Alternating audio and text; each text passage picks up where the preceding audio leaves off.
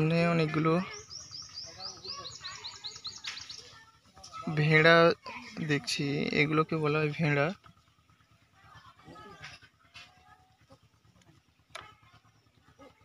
আর তার সামনে আছে মুরগি, যে দেশি মুরগি, সেই দেশি মুরগি পালন করেন এনারা।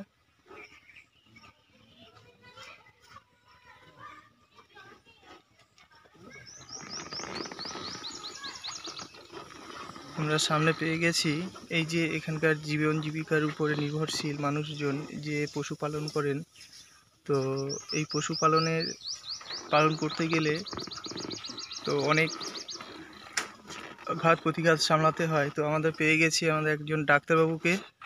ডাক্তারবাবু একটু দাঁড়াবেন, একটু এই যে পশুপালনের উপরে একটু যদি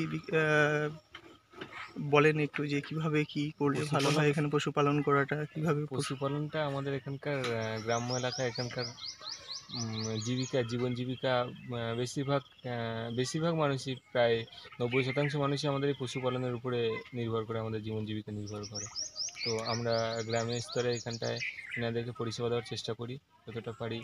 আমাদের পাশে গোসাবাতে বিএলও স্যারের ব্লকের অফিস রয়েছে, ওনাদের পরামর্শ মতো সাজেশান নিয়ে আমরা এখানকার মানুষদের পরিষেবা দেওয়ার চেষ্টা করি, যতটা পারি সাহায্য করার চেষ্টা আচ্ছা, করি। এখানে মানুষজন কিসের উপর বেশি নির্ভরশীল এবং পশুপালন কি উপরে পশুপালনটা করেন, কি কি পশু এখানকার আছে? এখানে প্রধানত কৃষি প্রধান এলাকা, তার পাশাপাশি পশুপালনের পাশাপাশি কৃষি, এবং পশুপালনটা একটা জীবিকা হিসাবে এখানকার মানুষজন নির্ভর করে। ব্যবসায় ভিত্তিক পশুপালন আগে যেমন প্রথাগতভাবে যেমন পশুপালন হতো, সেভাবে এখন ব্যবসায় ভিত্তিকভাবে মানুষ বেশি নেয় এটা। তাদের জীবন জীবিকা নির্বাহের তাদের জন্য জীবন এটাকে জীবিকাটা নির্ভর করে। ক্যারি করতেই হবে। হ্যাঁ, হ্যাঁ, হ্যাঁ। আচ্ছা, এবার কি কি পশু এখানে চাষ হয়, এখানকার পালন পশু হয়? বলতে আমাদের গবাদি পশু, যেটা আমাদের গোমাতা যেটা রয়েছে, তারপর গরু, ছাগল, ছাগল। ভেড়াটা মেনলি চাষ করা হয়।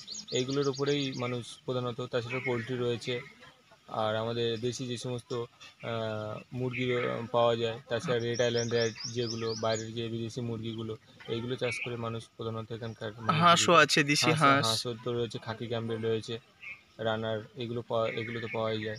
আপনার নামটা একটু যদি আমার বলেন। নাম দীপাঞ্জন মণ্ডল। আপনার বাড়ি? আমার বাড়ি রাঙাবিলিয়া, গোসবা ব্লক। থ্যাংক ইউ, ধন্যবাদ আপনাকে। ধন্যবাদ। আপনি এইভাবে পরিষেবা দিয়ে যাচ্ছেন, এই এত রৌদ্রের মধ্যে দিয়েও আপনি পরিষেবা দিয়ে যাচ্ছেন এবং মানুষের পাশে আছেন। অশেষ ধন্যবাদ আপনাকে। Thank you. ধন্যবাদ।